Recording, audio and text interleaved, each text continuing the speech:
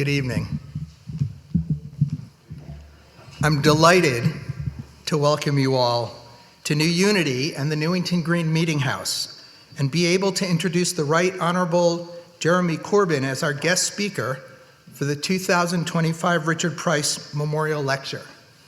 I'm Adam Slate. I serve as minister of the Unitarian congregation here. Before I do, I have a few quick notices. After the lecture, there will be a 15-minute Q&A led by our general manager, Nick Toner.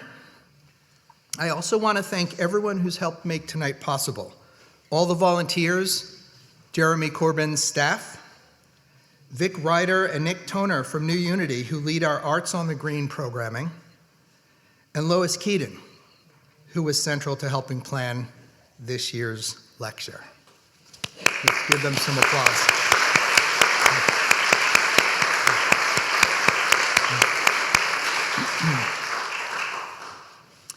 The Newington Green Meeting House is London's oldest non-conforming place of worship, still in use today. From its earliest days, it's been a place of radical dissent and rational thought. 18th century Welsh thinker and political radical Richard Price was minister here for over 30 years. He wrote and preached on real-world topics like civil liberties and political reform, spoke in support of both the French and American revolutions, and shared ideas with other thinkers and reformers of his time like David Hume, Adam Smith, Joseph Priestley, Thomas Jefferson, Benjamin Franklin, and Mary Wollstonecraft, the founder of modern feminism, who worshiped here and sat in that pew over there. Today, New Unity, which makes its home at the Meeting House, continues that tradition with its commitment to radical inclusivity, welcoming people of all faiths and none, and building a community dedicated to love and justice. Our work includes racial justice, LGBTQ justice, immigrant justice, and climate justice. The congregation is known for taking a stand in the marriage equality movement. In 2008, refusing to perform any weddings until same-sex marriages became legal. The Price Lecture here at the Meeting House goes back at least to the 1970s. It's hosted contemporary leaders to speak on topics relating to issues of justice, ethics, reason, and dissent. Previous lecturers have included journalist and political activist Owen Jones, psychotherapist and social critic Susie Orbach, broadcaster and economist Evan Davis, songwriter and poet Labi Sifri, literary scholar and cultural theorist Terry Eagleton, and Marxist sociologist and political theorist Ralph Miliband, amongst others. Tonight, we add Jeremy Corbyn's name to that list. Few figures on the left have shaped the British political landscape like Jeremy Corbyn.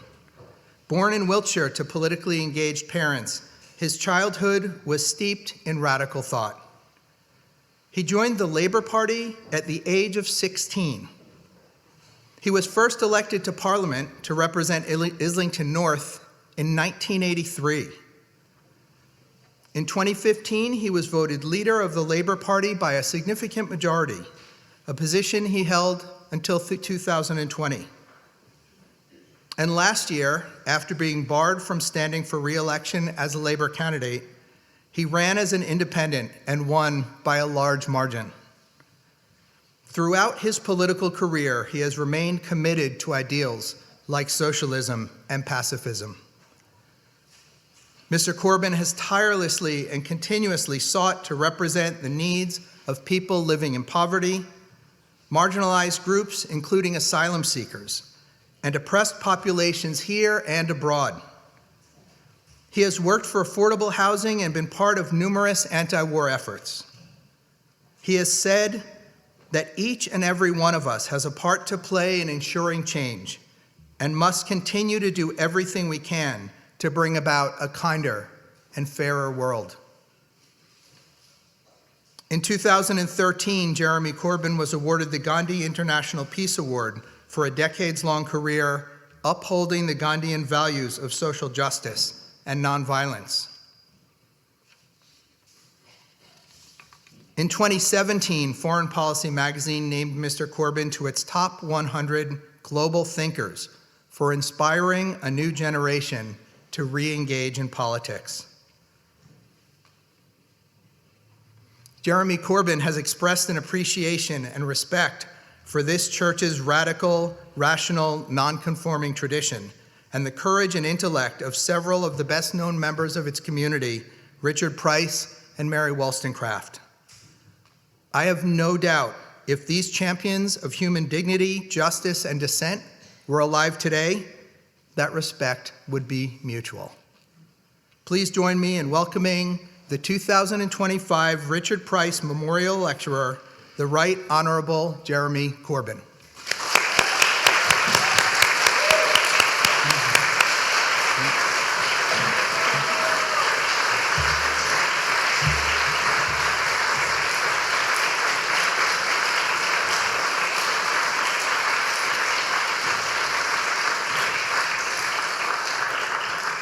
Thank you very, very much indeed. It's a real honour to be here, and that's where Mary W. sat. Which one is it?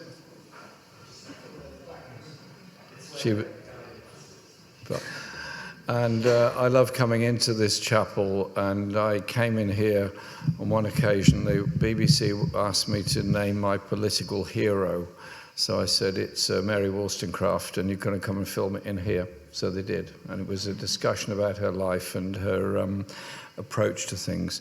And Newington Green, which we're in, is a very, very special place to me, for the history of it, for the community that's around it, and the way it has always been a place for the centre of dissent. And this chapel is absolutely part of that. And to me, coming to Newington Green is always great, all the cafes and the people around here. And in the general election just passed in 2024, when, as you kindly pointed out, I ran as an independent in the election campaign, we did what was actually in the great tradition of dissent in Islington. We had rallies out there on the park before we went off door knocking. And normally you hold a political rally in the street or in a park, and you sort of think, people aren't going to like this. It's going to be interrupting the ambiance of their lives. It'll mess up their Saturday morning coffee.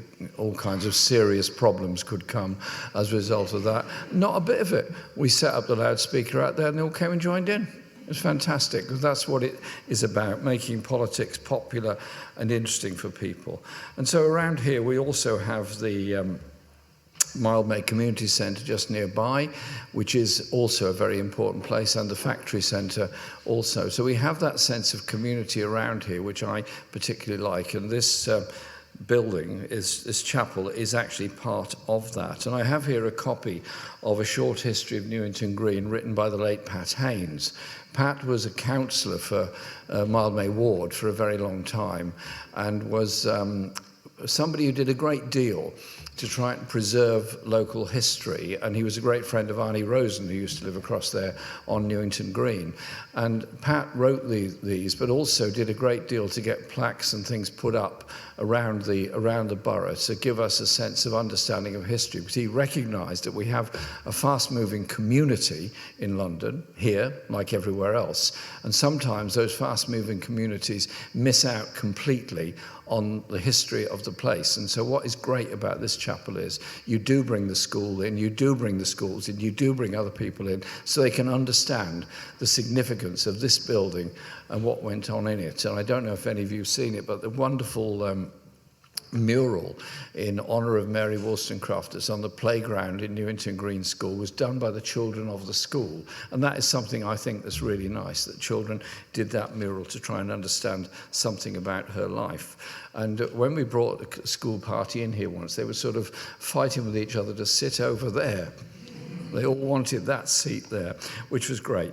Now, the chapel itself was built in 1708, but the story begins much, much earlier than that. The Church of England rejected dissent big time. And of course, even the foundation of the Church of England as a national church has its origins in part here, because Henry VIII spent quite a bit of time around here. Hence we have King Henry's Walk, which is where he used to walk. It was not a road in those days. It was more like a path. And so they rejected the idea that there should be anyone who didn't follow the orthodoxy of the Church of England, and their basis was denied. The basis of dissent was denied within the church, and so they moved themselves some distance away, and a dissenting community was founded here. And eventually it did become possible to legally dissent from the Church of England, because the power of the Church of England was absolutely phenomenal for several hundred years. And this then became the building here, and the public place of worship was put here. And the well-established existing community here was very much part of it. This is the oldest nonconformist place of worship in use today. And if I can quote from your own website, it says, "A place of worship with a humanist message where the minister and most of the congregation do not believe in God. It is a place of historic significance that forward-looking and strongly engaged with social justice." And so it is absolutely a place that welcomes the believers and the non-believers, treats them absolutely fairly and equally, but it is passionately committed to the ideas of social justice. And I like it. It says, "A modern-day place of worship whose rationale is unique by being radically inclusive." And throughout its history, this building has been a place for meetings, for organisation, and also a lot of progress, campaigning for equal marriage rights, for example, in the recent past. So this place has been great. This area has also included and used this place poets like Samuel Rogers and Anna Letitia Barbauld, and a road is named after her, because she campaigned for equal citizenship for dissenters, again, and also, significantly, she campaigned against the slave trade, as did the group of people who were around here who ran this church. And that was led, of course, by Richard Price, who came to London from Wales, a philosopher, political theorist, mathematician, Royal Academician, and preacher. And he presided over this wonderful group of people that met here, dissenters. And in 1776, he published the pamphlet, Observation of the Nature of Civil Liberty, the Principles of Government and Justice and Policy of the War with America. In it, he denounced the cruel, wicked, and diabolical slave trade and criticized the hypocrisy of Thomas Jefferson's Declaration of Independence. Jefferson, of course, was a slave owner, by stating, "There are many men whom they have a right to hold in slavery. There may be others who have a right to hold them in slavery." And that was his riposte to Jefferson and the double standards of some of those that were the founding fathers of the United States. Price was also a supporter of the principles of the French Revolution, and he was attacked individually by Edmund Burke in his book Reflections on the French Revolution. And it was the French Revolution, as much as the American Revolution, that influenced the thinking here. The American Revolution, at one level, was seen as a fight for freedom and a fight for liberty and a fight to ending colonization and colonies, which obviously at one level it was. But at another level, the founding fathers gave quite correctly rights of freedom, rights of assembly, rights of religious dissent, and so on, to all those that were American citizens. But that didn't extend to the slaves and didn't extend to the Native American population that was there. And that is a fault line that runs through the whole history of the United States from that time onwards. And this was hotly debated here by people in this very building and in this very community here. And then the French Revolution came along a little bit later, and they were all supporters of the principles behind the French Revolution, but were alarmed at some of the things going on, particularly Robespierre and the period of repression that came from him. And Mary Wollstonecraft was over in Paris during most of the revolution, and wrote a great deal about it. And we were talking earlier before we came in here about her attempts to travel to Sweden after the revolution or during the revolution, and her observations of life there. And so Mary Wollstonecraft is a key figure in this place, in this story, and in this area. Because she was part of this debate, she had serious differences with Tom Paine, who lived not far away at the Angel, and indeed wrote The Rights of Man, what is now the Bank of Scotland, at the Angel, when it's now being rebuilt into something else. Some other developers got hold of it. Don't ask me what it's going to be next. But he did write it there. And her answer was the Treatise on the Rights of Women, which she wrote. And she also got married later to William Godwin, who was a philosopher. I suppose he could be roughly described as a kind of anarchist, which might be a bit unfair, but he was that. He wrote a great deal, and he and Mary had this rather strange, tempestuous relationship where they wanted to live together but didn't believe they should live together. So they didn't live together, but they did. So they compromised by buying adjacent houses and then sent notes to each other throughout the day. How's the writing going? How's the writing going? Have you finished this chapter yet? How are you getting on with the poetry? That sort of thing. So it must have been great. And then they decided they didn't want to live in the smoke of central London, so they moved to Kentish Town. They moved well away, so they went to Kentish Town, and they lived there for a while. And Mary, of course, eventually set up the girls' school, set up the girls' school here, which is on the site of Newington Green School, just over there, and we put a plaque up to it some years ago. And that was the first girls' school anywhere in the country, exclusively for them. Are you coming to stop me or to take something away? Is that okay? Thank you. So she set up the girls' school, which was obviously an incredible step forward. I've always dreamt of the idea that Newington Green School should be renamed the Mary Wollstonecraft School, because it really is the site, it's the place, and it brings her to life in that sense. So one day maybe that's going to happen. She gave birth to Mary and then died in intolerable pain a few days after Mary was born. And so Godwin brought up their daughter, who eventually eloped with Percy Shelley, and his liberal upbringing and fundamentally anarchist beliefs were grotesquely tested, in his view, by her eloping with Percy Shelley, who was a well-known poet. Many described him as a terrible rake, etc., but they went off together, and he went chasing after them in carriages all across northern Europe looking for her. And eventually they kind of came together.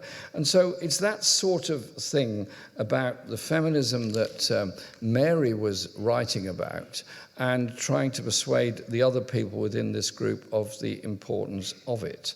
And so I think that we have to recognize the importance of a place of dissent and what came after that. And I just quote some of the stuff that Mary wrote. "Virtue can only flourish amongst equals. All of the sacred rights of humanity are violated by insisting on blind obedience. The beginning is always today." I like that one. The beginning is always today. So forget all the past. Let's go ahead going forward. They were all under threat by police vigilance, by the Home Office sending spies into their meetings and their discussions, and at various times they were threatened with treason, and indeed Godwin was imprisoned several times, mainly on allegations of unpaid debts. He was in a debtor's prison, but the reality was it was the state using its power to shut Godwin up by claiming that he was a debtor, and in those days somebody could go and claim that they were not being paid the debts by this person that ended up putting him in prison. So he continually had to be bailed out of prison. They were under oppression, and at that time newspapers were under control, printing presses had to be registered. The state was terrified of the equivalent of the French Revolution. Why? Because Britain had gone to war with revolutionary France, concluded finally in the Battle of Waterloo, in which Britain won the Battle of Waterloo and defeated Napoleon, and then all the hundreds of thousands of soldiers that were dragooned into the British Army and sent to fight Napoleon were then left in the most desperate poverty possible, and were roaming around the country basically trying to get something to eat or try and survive in some way. And that was a time of great oppression. You had the Peterloo Massacre, you had the Cinderloo Massacre in Shropshire, you had the oppression of people in Stockton in the northeast, and you had the Jarrow and many, many other places around the country. You'll find all these examples of where the most appalling oppression took place of popular demonstrations. And so they were literally dissenters who were hiding away here. Orator Hunt and others joined in with them. And then things began to change in the 1820s. Then we ended up with the 1832 Reform Act, which reformed Parliament into an elected Parliament with defined constituencies. And the vote was restricted to male property owners, so the vote wasn't that big, but it meant that every part of the country was represented in some way, whereas previous to the 1832 Reform Act, big cities like Birmingham and Leeds had no MPs at all, whereas Old Sarum in Wiltshire had 2, but nobody happened to live in Old Sarum, but they were very well represented, the people that didn't live there. That meant that there was a change in atmosphere. And it also meant, strangely, that because he had been a supporter of the parliamentary reform, albeit he wanted to go much further, William Godwin ended up with a sinecure job in Parliament, supposedly looking after the infrastructure of the building. But he was very bad at doing it because the whole place burnt down 20 years later, partly as a result, it is thought, of his indolence. But the reason I say all that is because the dissenters here, ridiculed, isolated, and attacked at the time, became the kernel of 2 incredibly important books, The Rights of Man and The Rights of Women. They also spread those ideas in France. They spread those ideas in the United States. And that movement, those changes, then moved us on to the growth of the movement for social justice in Britain, which resulted in the Factories Act of 1840, but it also was a very important part of what became the Chartist movement, which was also incredibly strong in 1848 onwards. That was the year of revolution all across Europe. The Chartists presented a petition to Parliament demanding that all adult men, regardless of social position, be given the right to vote. This wasn't the first time it had been presented, but it was the third time, the final time the petition was again roundly rejected by Parliament. But it was presented by the MP for Middlesex, who was in this particular area. And so again, there's that sort of connection of the dissent with some of the small number of radical MPs. That big demonstration of 1848 was assembled on Kennington Common to march to Parliament. It was unfortunately damaged by an enormous amount of rain. The Queen Victoria, said she didn't want these horrid people in London and wanted them to go away, and said she was appalled that these horrid men were allowed to walk around in London and wanted something done about him. And they lost the petition in the sense that they didn't succeed in the aims they had. And many of them were arrested and meetings were made illegal. And it's thought that the state at that time swore in 85,000 special constables. 85,000, when the population was probably a quarter of what it is now, just to control the Chartists and the Chartist demonstrations. And a lot of soldiers were deployed as well. So in a sense, they were crushed. That whole movement for dissent was crushed, the right to vote universally, and annual parliaments and social security and free education, and all those things were crushed by the state at the time of that. But within a century, except the annual parliaments, every single one of their demands had actually been met. 1870, the Education Act that started us down the road of universal free education was was achieved, and that was clearly a very, very important way forward. And so the point I'm making there is that dissent had its beneficiaries in that we managed to achieve those changes. And then there's a question of how dissent actually works and the pressure that it brings. The loss of the Chartist petition, which was albeit, as I said, identified as men having the right to vote, was serious. The women's movement became stronger in the latter part of the 19th century. Demand for women's right to vote got stronger and stronger, and then the suffragette campaign developed into enormous strength in the period before the First World War. And that dissent was, at one level, the suffrage movement, which was about using peaceful parliamentary means in order to get the vote. And then there was the suffragettes, who were much more militant and were burning down buildings, breaking windows and occupying parliament and all kinds of things. And eventually, at the end of the First World War, 1918, women over 30 got the right to vote. In 1928, and for the 1929 election, all women got the right to vote over the age of 21. And Britain has a very unique and very clever way of incorporating dissent. And so those that were dissenters here are thought of as wonderful people now. They were absolutely excoriated at the time as being crazy, dangerous revolutionaries, giving the country over to France, allowing foreign invasions. Never heard of that before, have you? And all that.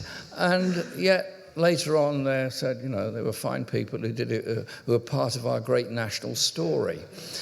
And then the suffragettes who were imprisoned, and indeed, they were mostly imprisoned in HMP Holloway, and they were imprisoned, were very badly treated. They were subject to the Cat and Mouse Act, which force-fed them or let them out of prison in order to strengthen them up a bit, in order to bring them back into prison to complete their sentences.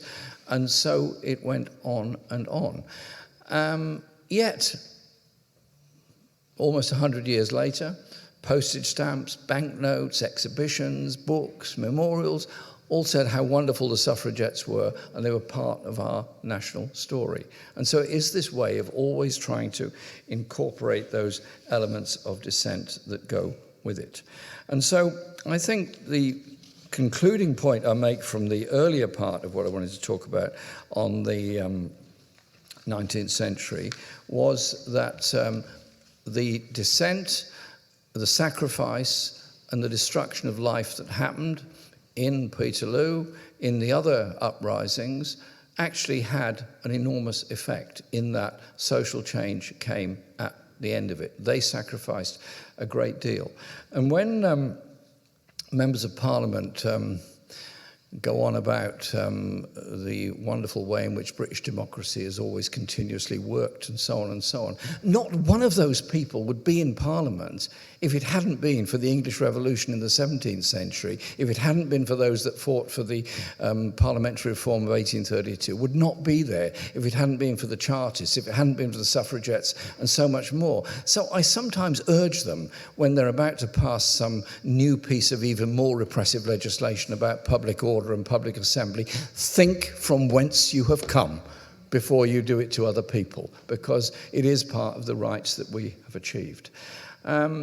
The other great changes that came from, I think, from the dissent ultimately were the Factories Act of the 1840s and the later Factories Act that helped to make workplaces slightly safer, and also the National Insurance Act of 1911, which was the first time there was a sense of inclusion of the entirety of the community in some kind of social order and social protection. And universal suffrage I've already referred to and covered. And so we then move on to the post-war, World War I and World War II period. World War I actually halted quite a lot of the social progress to a point, But then the state realized it needed all workers to be able to work.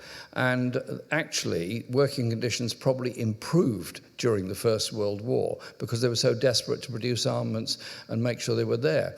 And great campaigning women like Mary Barber in Scotland did a great deal to improve working conditions as well as housing conditions. So it was a time of empowerment. It was also a time of revolution when the Russian Revolution, the Soviet Revolution took place at that time. But the interwar period did bring about the League of Nations, did bring about the idea of a global order, which was ended by the rise of the Nazis in Germany and the descent into the Second World War.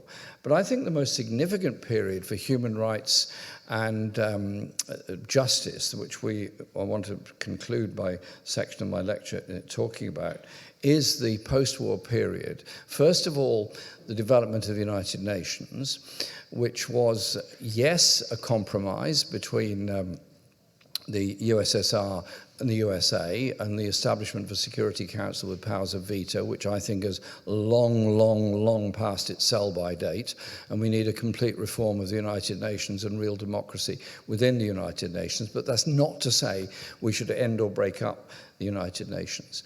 But it was also the time of building on the social ideas of the post-First World War period, when, for example, the International Labour Organization was established in 1919, and then came the Universal Declaration of Human Rights in 1948, which is a remarkable and I think very important document, and that is something that has to be followed and should be followed and is routinely not followed at the present time. And so it is about defending human rights and recognizing where those important changes come from. Now, civil rights come from that. They also come from the European Declaration and the European Convention on Human Rights and the European Court of Human Rights, which gives the right to family reunion, the right to dissent, the right to assembly, the right to freedom of speech, and a whole lot of things that are actually inclusive into UK law. They are treaty obligations. And so when I hear Nigel Farage and others saying they don't wish to be controlled by a foreign court, I simply ask them, what foreign court are you talking about? The European Court of Human Rights is actually part of our legal status. It is part of our legal system. It is part of our law. Maybe he doesn't study these things very carefully. It's possible. But it is complete nonsense to say they're foreign courts. No, they're part of our process. And for all the condemnation that routinely takes place against human rights law and so on by much of our media, they should think for a moment, those courts are there for a reason. They're there for a purpose. They're there because people wanted to have the right of free speech, the right of assembly, and the right of dissent. That surely is what is fundamental to any democratic society. And those inspirations make a difference to people standing up against the most grotesque abuses of human rights that have happened in the world, and many are still happening. For example, the civil rights movement in the United States that grew from 1957 onwards was a product of the end of slavery, but the racism towards the black community in the USA didn't disappear with the end of slavery any more than it did in Britain or anywhere else. And indeed, most of the countries that had been slave-owning countries spent more time compensating the owners of slaves than they ever did supporting the victims of slavery. And the civil rights movement in the USA grew very rapidly with horrendous sacrifices made by many people in the southern states, but also great acts of courage by those that went to the southern states to support them against the police and others in Alabama and other places. And I see that as an important part of the move towards freedom and dissent within the United States. Another example, there are many, was the anti-apartheid movement in South Africa and what happened globally in its support. South Africa was always a racially divided society. It was a colonial entity. Britain, Netherlands and others were involved in that. It was an extremely racist place. And then in 1948, the National Party won the election and instituted basically a Nazi-inspired form of apartheid across the whole country. And the leaders of the black community, the ANC, were all either killed, jailed, or in some cases, managed to flee into exile.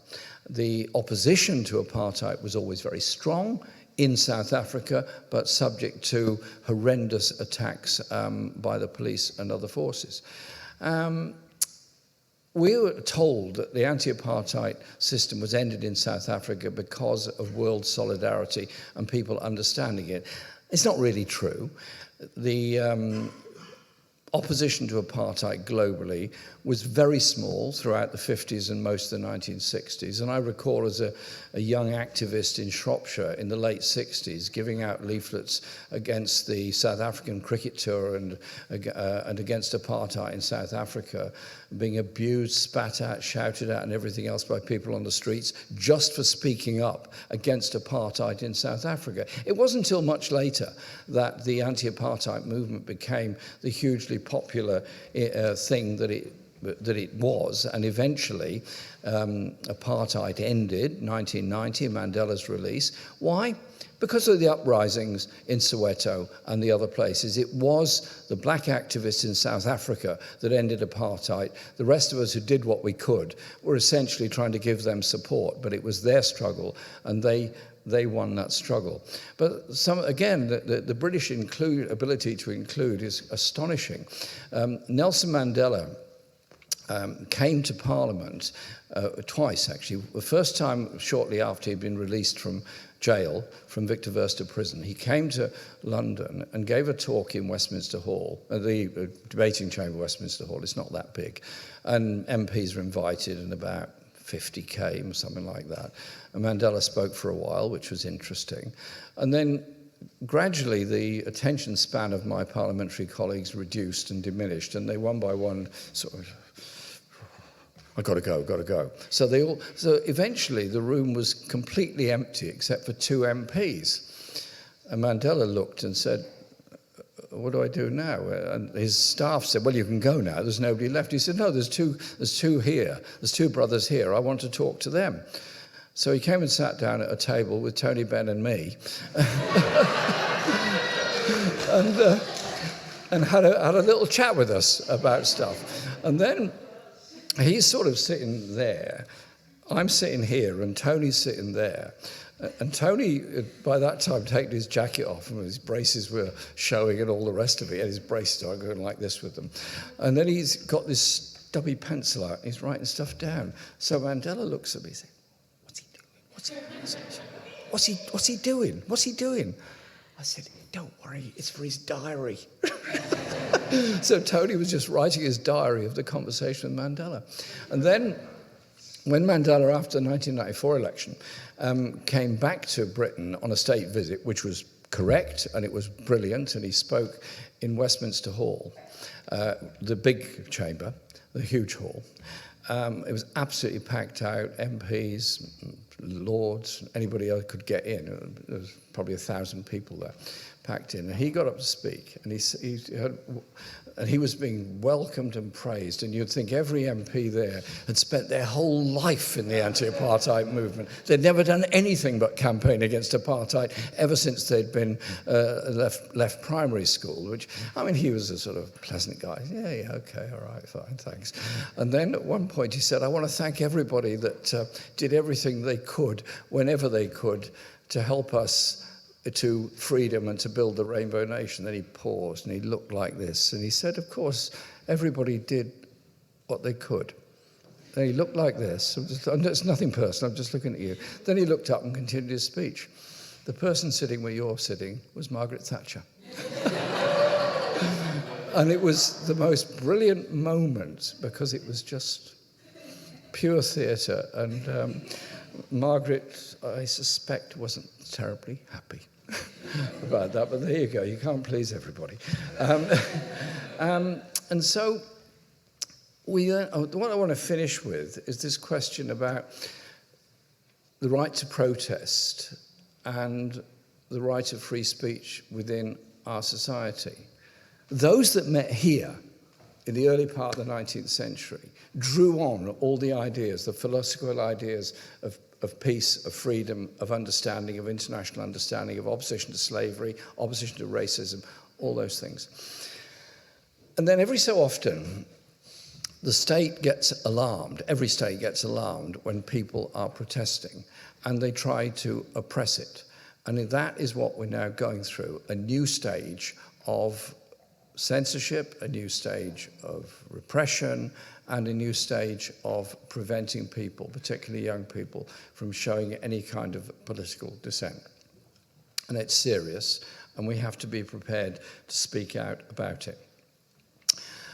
In the 1980s, the Thatcher government was alarmed at the opposition to her industrial and social policies, and they were concerned, they were greatly concerned about things like the travellers and the New Age travellers and dissent and so on.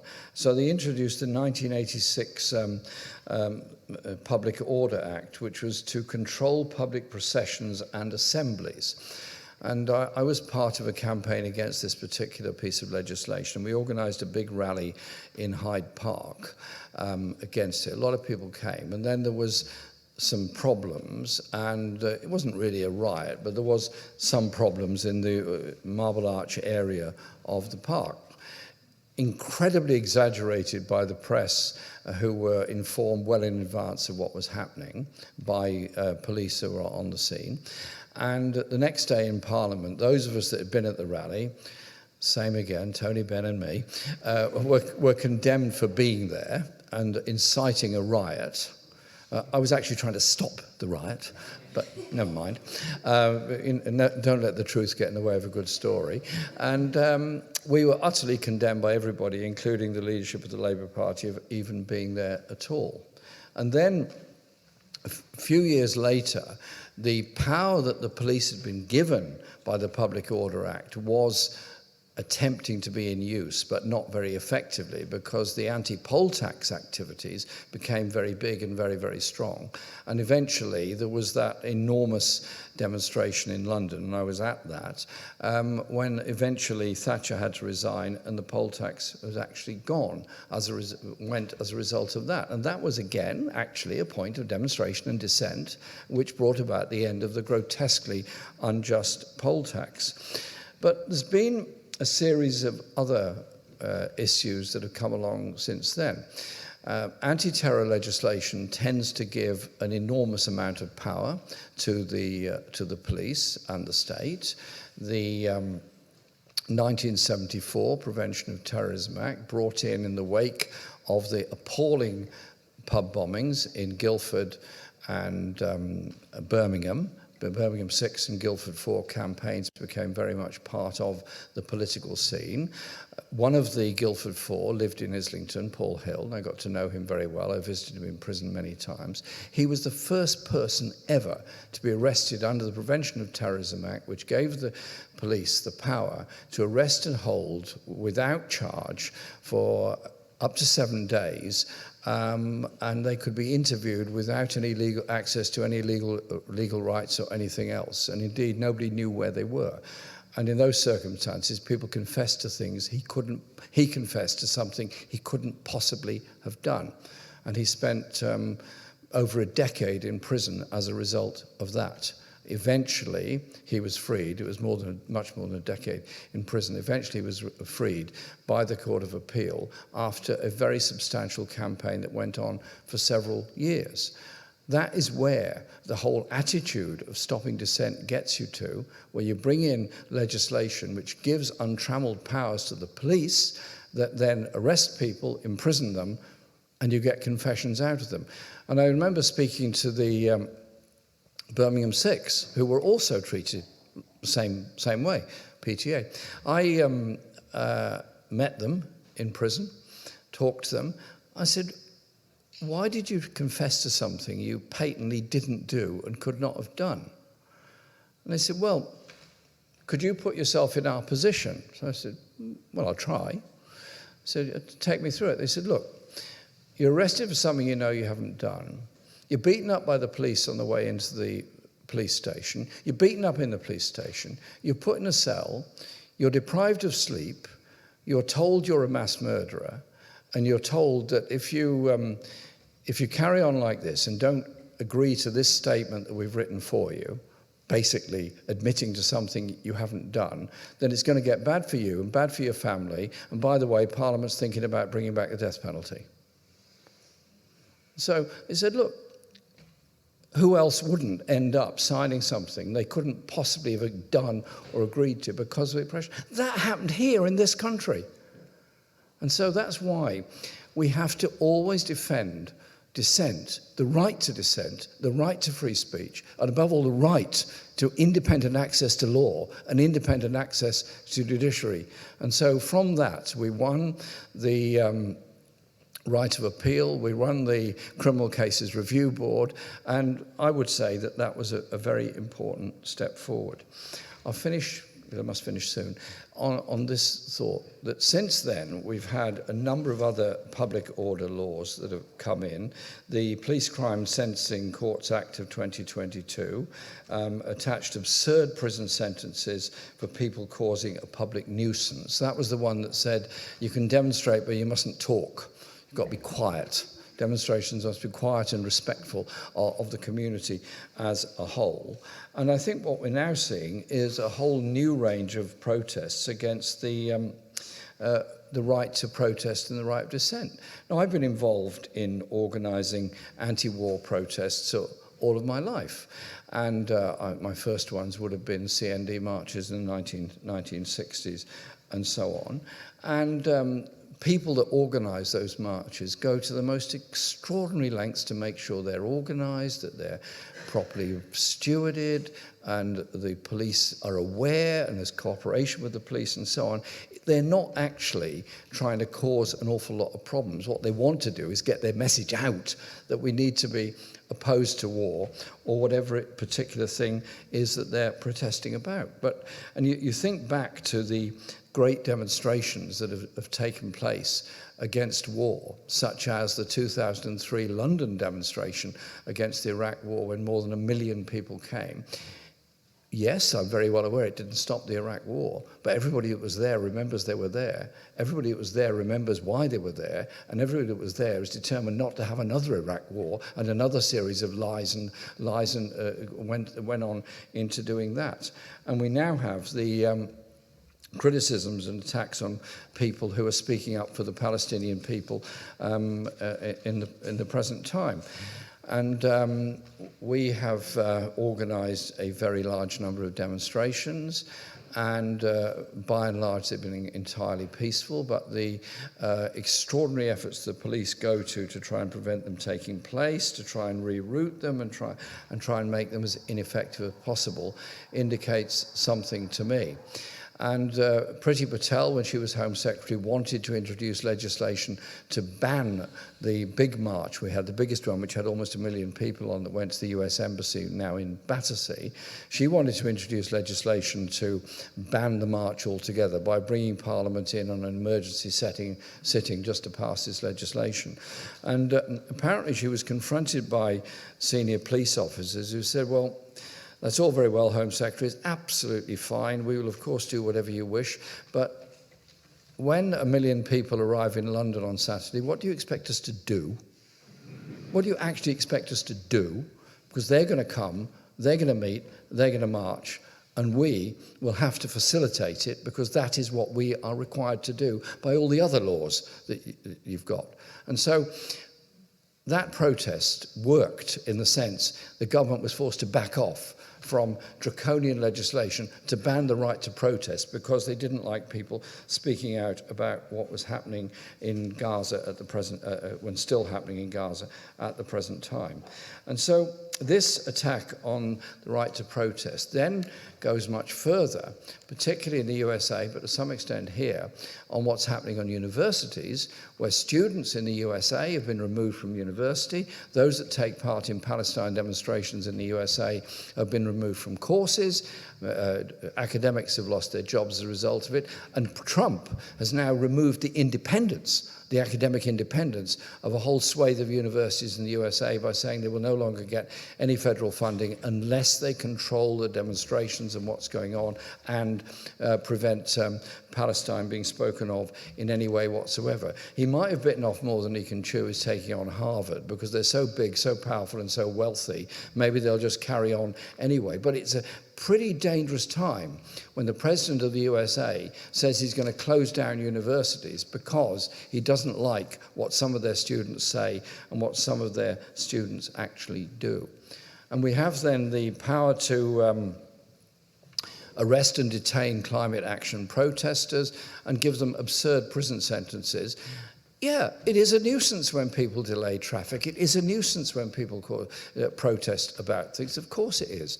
That's what it's designed to do. But is it really proportionate or appropriate to give them years and years in prison as a result of that? Shouldn't we just for 1 second be listening to the voices of people that are prepared to make the sacrifice themselves in order to make the rest of us listen to what they're saying about the dangers to this planet and our climate by the actions that are going on by industry and the failure to observe the various COP decisions that have been made.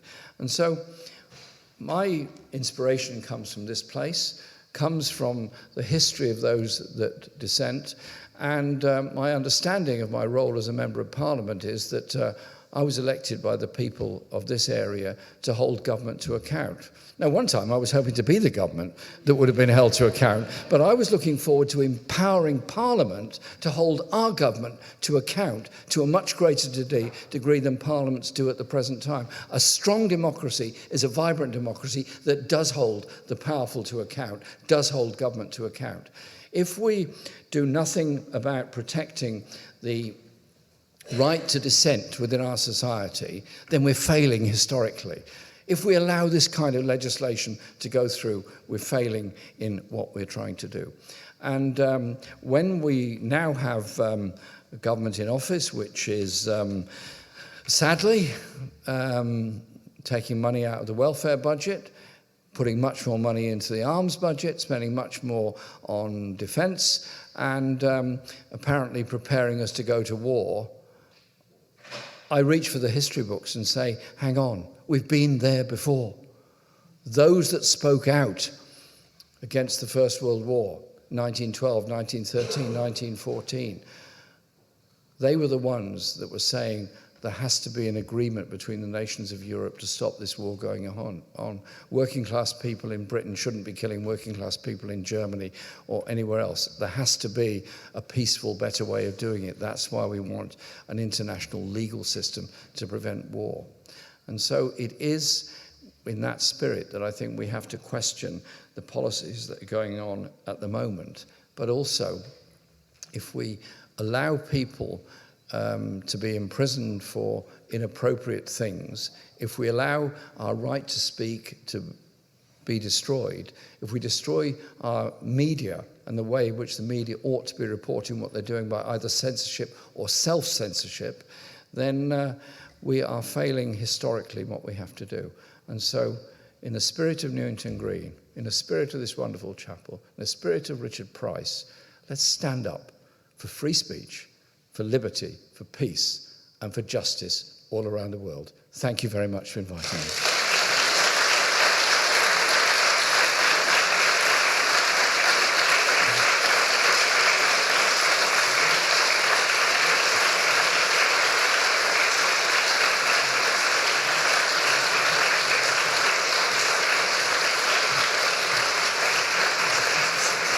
Oh, sit down now.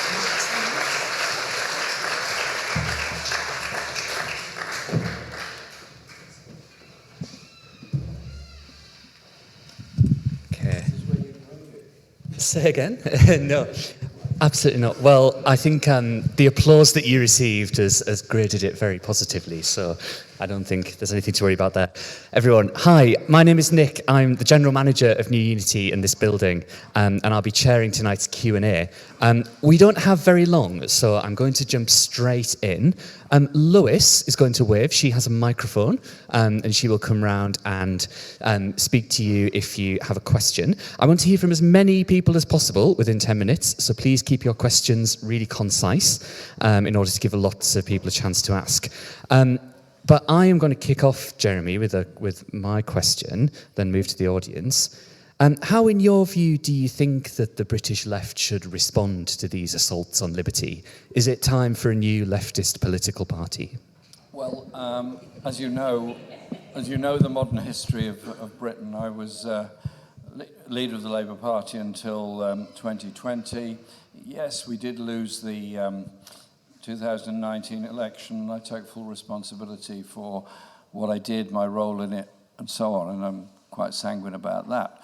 And I know what went wrong, and I freely admit to mistakes that I made, and next year you can read my book on the subject.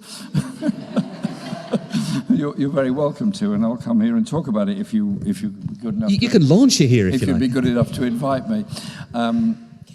So obviously analysing lots of things and powers that were against us, and also mistakes that we made, honest mistakes that we made. I was then, in my view, totally wrongly suspended from the Labour Party because of the response I gave to the EHRC report.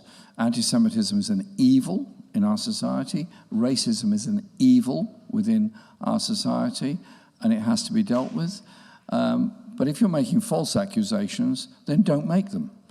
Make accusations that are true or correct, or back them up. Don't make false accusations. So I explained that. I was suspended from the Labour Party, then unanimously reinstated by the National Executive Committee 15 days later, and that should and could have been the end of the matter. The leader of the party, Keir Starmer, then announced, because he could do this, because there's different rules for the Parliamentary Labour Party, that I was suspended from the Parliamentary Labour Party, and it would only be for a few months and all would be well. That few months went on for several years, and I continued as a member of the Labour Party, but an independent member of Parliament for this community, and carried on doing my job as a member of Parliament, as I always do. And then we got towards the general election that was expected in 24, and it came, and the local Labour Party wanted to select a candidate. They were told they couldn't. Said they wanted me to be on the shortlist. They were told that wasn't possible. They then announced a very short time before the election that North Islington would have a selection process to be the Labour candidate. So I wrote to the General Secretary, David Evans, and said, "Dear David, I'm available and willing to be a candidate." He wrote back and said, "No, you can't. Sincerely, David." Okay. And so I wrote back and said, "Well, thanks for your reply. Under the rules of natural justice, I'd like to exercise my rights of appeal against this decision." And he wrote back to say, "The rules of natural justice no longer apply within the Labour Party. You have no rights, you have no right to appeal, and you cannot ever hold public office on behalf of our party ever again. Yours sincerely, David." So I was then put in a position there, which I thought was absolutely outrageous and disgraceful. And so I informed him that I thought the people of North Islington should be able to make the choice. And I stood as an independent candidate, and I'm forever grateful to the people of North Islington for standing up against all that stuff and electing me to Parliament last July. Thank you. So that was great.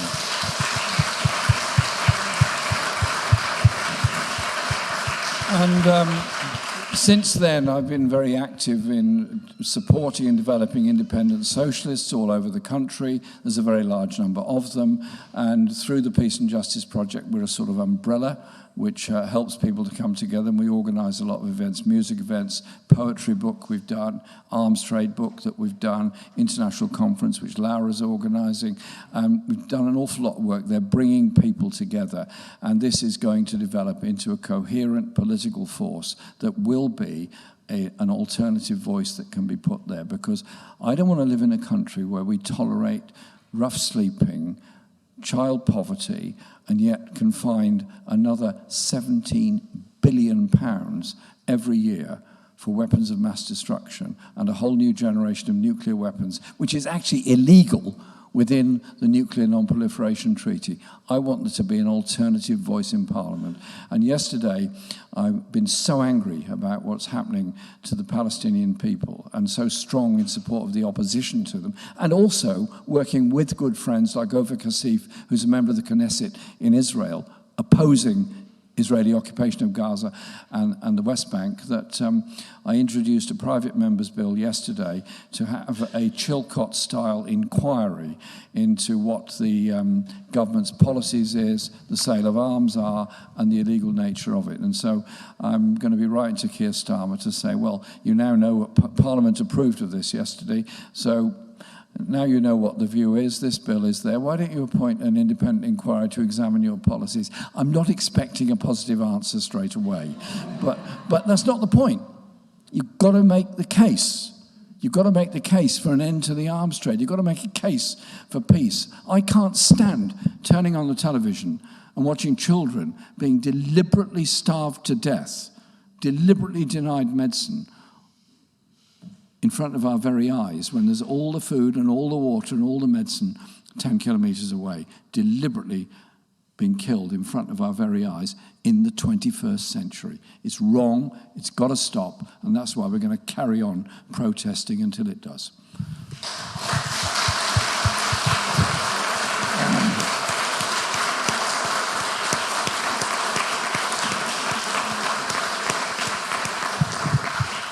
Thank you, Jeremy. Questions? Hands up. I'm going to go for you there, please, in the black jacket. Lewis will bring you the mic.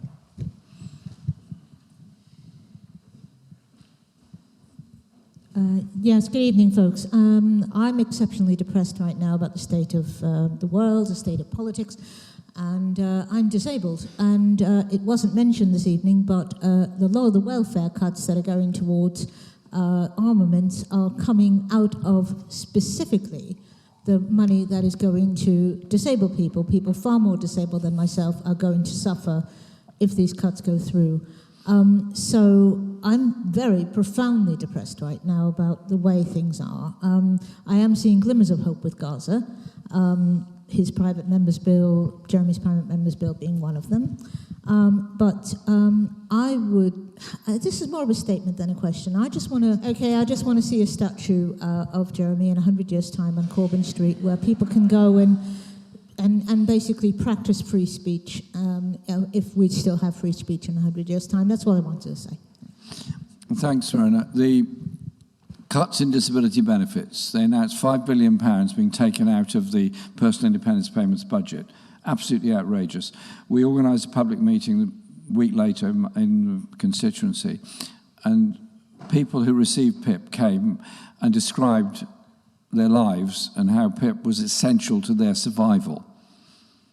And that's being taken away. So what happens?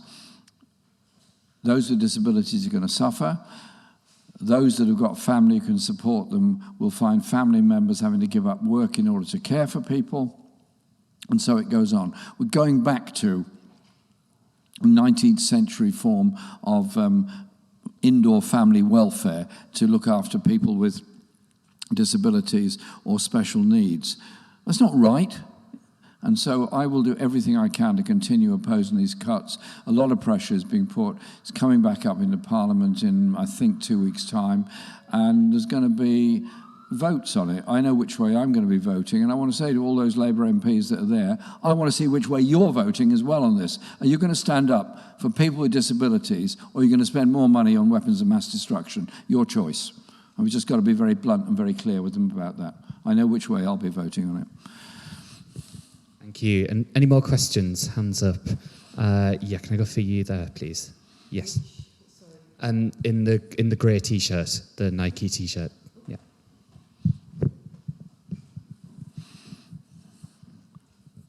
Hiya, thanks. So my question is, within the Labour movement, I feel like people like to paint that Labour are the goodies and therefore if there's any dissent within the Labour movement, then you're painted out to be a villain. So how do you, and I feel like that has happened with you, so how do you deal with that, like on a kind of mental health level, and staying strong and standing up for your principles when there's so many forces that are trying to put you down? What, me? Yeah. but you personally, but then how does that, to anyone else who wants to dissent within the Labour movement and stand up for their principles, how do they stay strong? Well, I take inspiration from those that have gone before and those that had no alternatives other than to stand up. Think historically, what was it like for an African person being loaded onto a slave ship on the Guinea coast, losing family, life, shackled, taken to the Americas, and if they survived the journey, picking cotton or growing tobacco, and having a short life? Slavery. How did slavery end? The inspiration of slave leaders in Jamaica, in the Americas, in Haiti, all those Caribbean islands, somehow or other, they were able to organize themselves despite all of that, and economically end the slave trade by preventing the export of sugar and tobacco from Jamaica and other places to Britain, which then essentially forced the UK Parliament into ending slave trade and eventually slavery altogether. And you sort of think, how on earth did they do it? That inspiration that they had and the bravery they had, knowing that they would be executed if they were caught as leaders of it, and thousands were executed in Jamaica on that. And so you think, well, they risked all that the next generation wouldn't be in slavery. And there are so many others that do that sort of thing, like Chico Mendes and what he did to stand up for people in the forests. Those people that stood up in this country against the oppression of the times, that brought us the right to vote and everything else. Have some respect for history. And if you're privileged enough to be in a position, an elected position like I am, remember from whence you've come in order to exercise the powers that you have got, because that's where they come from. Oh, and to put it more crudely, I always say to people, when you're climbing up the greasy pole, be sure to be nice to people you meet on the way up, because you're sure going to need them on the way down. Is there time for one more, Jeremy? Yeah, sure. Yeah. All right, one more. Someone from One over more, here. then I've got to go and do another meeting, you see. Okay. Yeah. I'm going to go life. for you there in the white shirt, yeah? Or the stripy blue white shirt, yeah.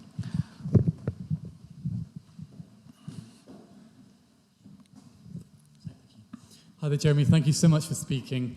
I just wanted to ask, on the matter of nuclear disarmament, how do you convince people who are so convinced that, with nuclear weapons we have a deterrent and, we have the likelihood of preserving peace, and also by maintaining the, say, military superiority of the West and certain countries, that is essential to peace? How do you convince them that actually we can reshape things, that we can, that by disposing of our nuclear arsenal, that we can actually, that provides a better roadmap for peace? Thank you. Very good question. Nuclear weapons were first used in 1945 in Hiroshima and Nagasaki, and they killed around 300,000 people at that time. The one nuclear warhead in one of the missiles that Britain now has would be at least 6 or 10 times more powerful than the totality of both the bombs of 1945. That's how powerful nuclear weapons have become. The proliferation of nuclear weapons happened from 1945 onwards. The Soviet Union got its nuclear weapons, France developed its nuclear weapons, and then China developed its nuclear weapons. 5 declared nuclear weapon states. Under the pressure from peace movements around the world, in 1968, the Nuclear Non-Proliferation Treaty was thought of, developed, and eventually signed by and became an international treaty signed by all, which prevented all the signatories, if they didn't hold nuclear weapons, from ever having them, if they did hold nuclear weapons, for not sharing nuclear technology, and crucially, to take steps towards disarmament and develop no new nuclear weapons system. Actually, the majority of the world has abided by the NPT. Latin America is a nuclear weapons-free zone. Africa is a nuclear weapons-free zone. Much of Central Asia is a nuclear weapons-free zone. Yes, there's been proliferation with India and Pakistan having nuclear weapons pointing at each other, which is absurd. You wouldn't know which nuclear weapon had killed you if ever they were used, because the border is so near to where the weapons are. And also, Israel has a nuclear weapon, as does North Korea, and Iran may or may not be developing nuclear weapons. There is then the Global Ban Treaty, which has been signed by a majority of the members of the United Nations. And I just asked myself the question, under what circumstances would any rational human being use a nuclear weapon? You know full well that if you send off a nuclear weapon, you are going to kill 1 million, 2 million people straight away. The effects don't stop there. You then have a nuclear winter in which the whole globe's climate is changed and crops fail, and you then have mass famine within a year of the use of any nuclear weapons in any nuclear war. No rational human being would ever use them. And I think you have to be quite blunt with people about that. And so when Keir Starmer came to Parliament on Monday to announce this new generation of another development of nuclear weapons by Britain, and 6 nuclear-powered submarines, which don't necessarily carry nuclear weapons, but they'd be nuclear-powered submarines. They could carry them. I just asked, where's the agenda for peace? Where's the agenda to try and reconfigure arms expenditure into peaceful expenditure?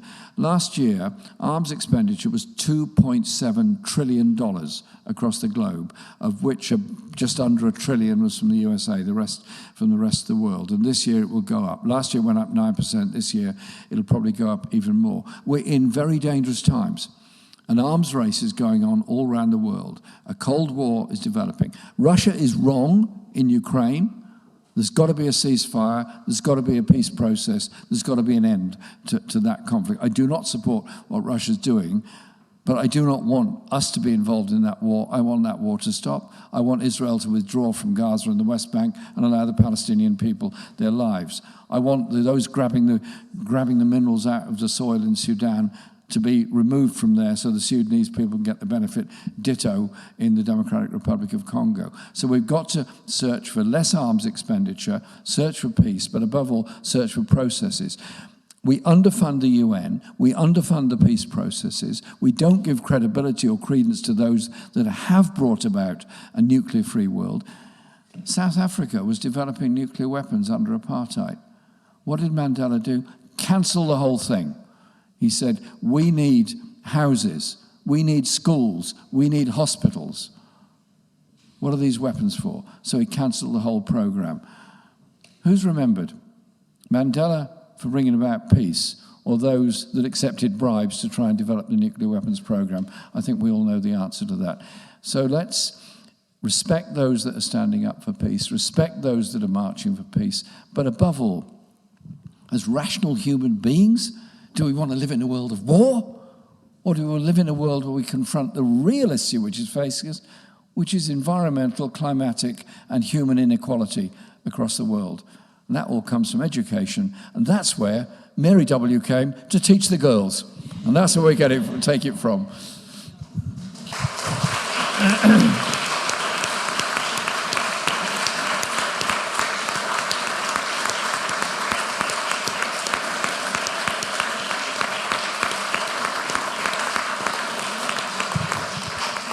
That is, I'm afraid, all we have time for, as Jeremy has another appointment. I'm just going to echo Adam's thank yous. It's a very nice appointment. They're having an Eid Iftar supper outside Finsbury Park Mosque, and they told me I had to be there in 11 minutes' time, and I will be. You will.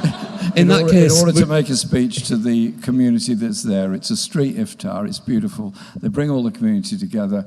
Doesn't matter what the religion is or no religion. They don't care. They just want people to be there and enjoy the brilliance and the loveliness of the diversity of our community here in Islington. So I'll be proud to go and tell. Can I take me your greetings? Yes. Thank you. In that case, please, one more round of applause for the independent MP for Islington North, Jeremy Corbyn.